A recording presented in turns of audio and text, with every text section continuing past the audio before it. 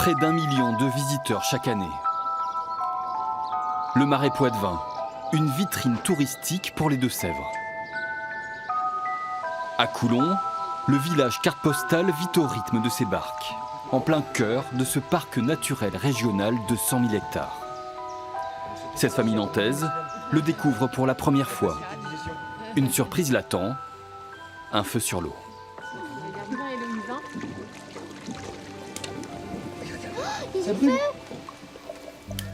C'est toute la décomposition de la végétation qui se décompose justement sous l'eau, créant donc des poches de gaz. Une vraie alternative au tourisme de masse sur la côte atlantique. Nature, apaisement, découverte, les enfants qui puissent apprendre des choses également. Ouais, le côté ludique. Voilà, tout en étant ludique, apprentissage, voilà, et puis c'était pas trop loin de la maison. Ici, on parle de tourisme vert.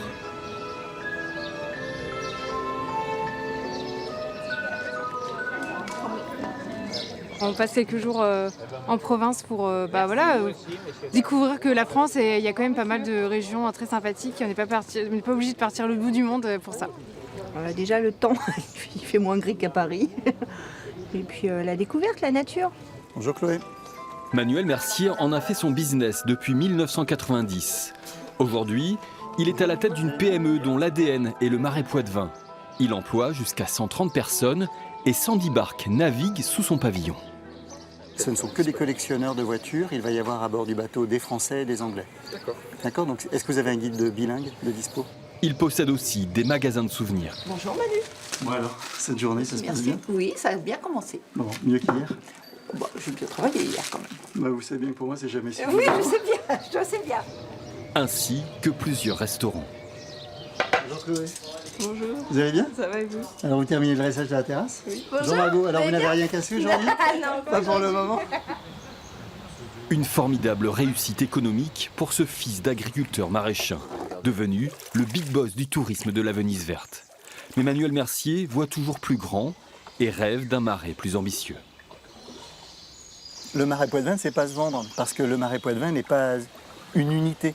Donc il faut renouveler notre activité, il faut la faire évoluer, il faut lui donner un nouveau sens pour que le visiteur ait envie de venir tout le temps.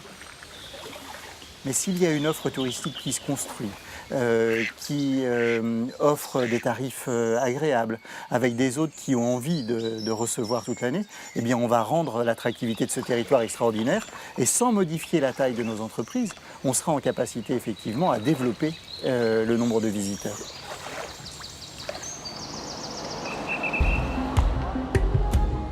L'autre atout touristique des Deux-Sèvres est moins connu. Il faut aller à la descente des TGV parisiens pour le découvrir. C'est le tourisme d'affaires. Grâce à ces mutuelles, Niort draine une forte activité économique toute l'année.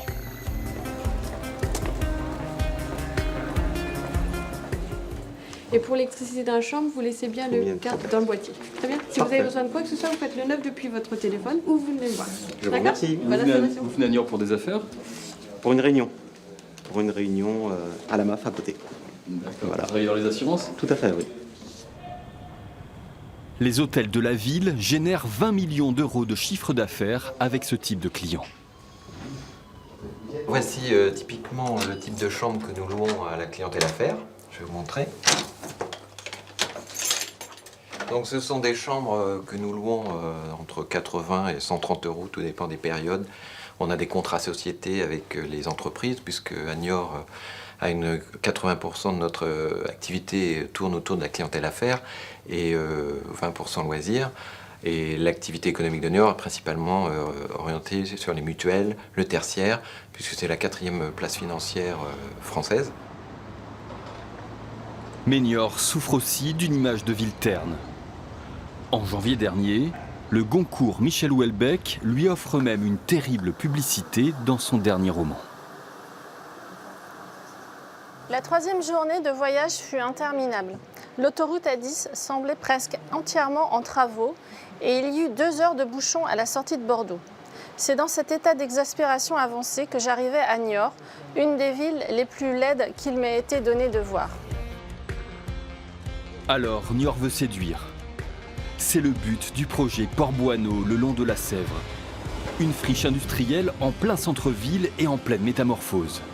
L'un des chantiers les plus importants de l'agglomération.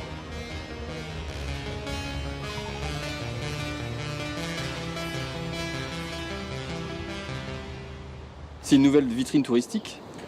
C'est pas une nouvelle, c'est la première vitrine touristique qui est construite à Niort, c'est clair.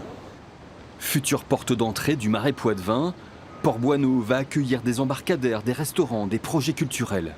Coût du chantier, 12 millions d'euros. On ne cherche pas à faire du chiffre, on veut faire de la qualité.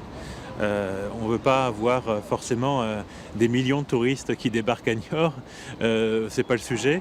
On est sur du tourisme doux, on prend son temps, on fait du sport, on profite, on est dans un cadre de vie, on a une qualité de vie ici tous les jours. Et donc l'objectif, c'est de permettre à ceux qui veulent venir découvrir ce territoire, de voir combien il est préservé, combien il est appréciable, combien on peut vraiment à la fois se délasser, mais aussi se défouler et aussi profiter tout simplement de ses vacances dans un cadre, encore une fois, très préservé. C'est ça l'intérêt, notre stratégie, notre objectif touristique. À quelques kilomètres de là, dans cet espace arboré de 30 hectares, de l'argent public est aussi investi pour le tourisme. C'est Zoodissée. Ce parc de la faune européenne doit se réinventer pour mieux se vendre, avec de nouvelles espèces, comme ces flamants roses, 2 sévriens depuis peu. Bon, vous n'aviez pas l'habitude de ce genre d'animaux là à Zoodissée ? Ah du tout non, c'était principalement les cervidés, les rapaces, les choses comme ça, donc flamand c'est vraiment tout nouveau. Le parc compte pourtant 600 pensionnaires, avec de nombreuses naissances. Ce bébé mouflon est né dans la nuit. Vous pouvez nous expliquer Donc ce que là, vous êtes en train de faire ? on commence par le sexer pour savoir si c'est une petite fille ou un petit garçon, donc on a un mâle. Et après on vérifie que tout va bien avant de lui mettre un transpondeur électronique, donc on vérifie qu'il n'y a pas de problème au niveau de la bouche, qu'il n'y ait pas de fente palatine. On regarde le nombril, donc là vous voyez il est né il n'y a pas très longtemps, c'est encore frais, c'est pas tout sec, on va désinfecter. Mais ces naissances régulières ne suffisent plus. Les touristes sont toujours demandeurs de nouveautés. Ouais, vous avez vu que le parc a évolué, qu'il y a un espace méditerranéen. Vous en pensez quoi de cette évolution ? Eh ben, faut qu'on revienne au mois de juillet pour voir les ours. Parce qu'elle nous a dit qu'il y avait les ours qui arriveraient au mois de juillet dans l'espace montagne. Pour parler de cette mue touristique, nous avons retrouvé le directeur de Zoodissée à l'espace dédié aux loups, les stars du parc.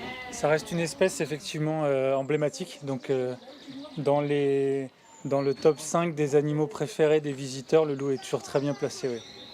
Avec une question. Comment trouver un équilibre entre les missions scientifiques de Zoodissée et le divertissement ?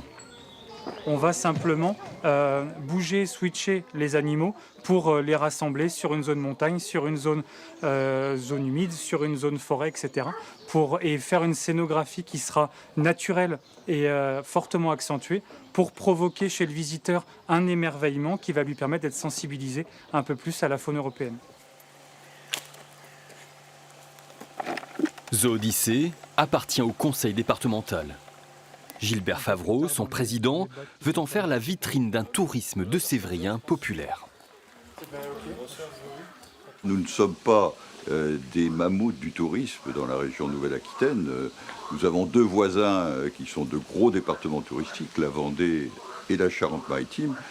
Or, je considère que les Deux-Sèvres ont des atouts réels, des atouts dans le contexte qui est un contexte économique, disons-le, puisque le tourisme des zones côtières est un tourisme plus onéreux que ne peut l'être le tourisme des Deux-Sèvres.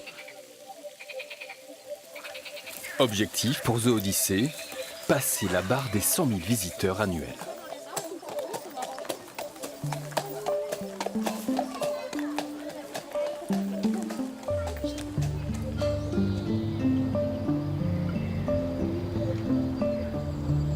À l'Alexandra Palace, une toute autre clientèle est visée. Un milliardaire américain a investi 12 millions d'euros dans la rénovation de ce château entouré d'un golfe. Bonjour. Bonjour monsieur, bienvenue à l'Alexandra Palace. Merci de nous accueillir. Avec plaisir. Quelques jours avant son ouverture, visite guidée de ce nouvel hôtel avec le directeur de projet. Voilà, je tenais quand même à vous montrer deux de ces magnifiques lustres en cristal. C'est magnifique. Donc on a posé 1,4 tonne de lustres en cristal dans tout le château, dont ces 2 exemplaires magnifiques qui ont été, comme tous les autres, assemblés pièce par pièce à la main. Chaque lustre là coûte combien? Ça dépend du modèle, hein. Il y a plusieurs modèles dans le château, c'est entre 5 000 et 15 000 euros. Et ceci pèse 40 kg. Un déluge de luxe à tous les étages. Alors c'était important pour le propriétaire de ce château d'avoir une très belle cave. Hein. Oui, c'est très important car le propriétaire, M. Yunnan, est un grand amateur de vin, un grand connaisseur de vin. Il a déjà investi dans le vignoble bordelais, visiblement. Tout à fait. Donc le propriétaire du château, M. Yunnan, possède déjà 2 vignobles à Saint-Émilion. Il a acheté le château La Croix-Fournée il y a quelques années. Donc vous avez ici un exemplaire 2014 qui s'appelle d'ailleurs désormais La Croix Yunnan, bien évidemment, et dont on va accueillir bon nombre de bouteilles ici dans cette superbe cave.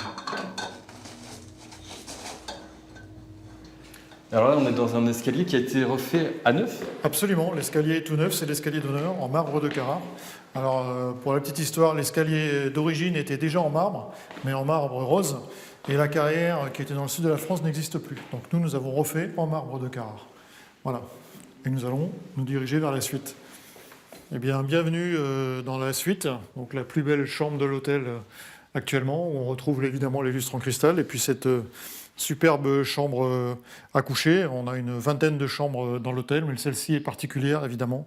D'abord par sa superficie, puis c'est par cette superbe terrasse qui offre un point de vue imprenable à la fois sur le golfe et sur toute la campagne environnante. Voilà. Ah, c'est sympa pour un petit déjeuner. C'est pas mal. La plus belle terrasse du château. Un hôtel 5 étoiles à Mazières-en-Gâtine, au beau milieu de la campagne de Sévrienne. Un vrai pari touristique basé sur des tarifs attractifs. On n'est pas non plus sur des tarifs d'établissement parisiens. Donc c'est vraiment offrir l'expérience château à tout le monde. Mais quelle clientèle visez-vous ? Alors principalement une clientèle d'affaires, avec la proximité de Niort, de Poitiers, touristique également, avec beaucoup d'anglo-saxons qui recherchent justement ce style de demeure, parce qu'ils viennent chercher ça également, d'avoir quelque chose de classique. C'est l'image de la France. Avec l'Alexandra Palace, Port-Boineau, le Marais Poitevin et The Odyssée, le tourisme de Sévrien rêve de se faire une place au soleil. Les enjeux financiers sont en effet vertigineux. La consommation touristique représente 12 milliards d'euros par an en Nouvelle-Aquitaine. Autre chiffre, en 2017, selon l'INSEE, cette région a enregistré plus de 40 millions de nuitées. Les Deux-Sèvres n'en représentent qu'un seul petit pourcent.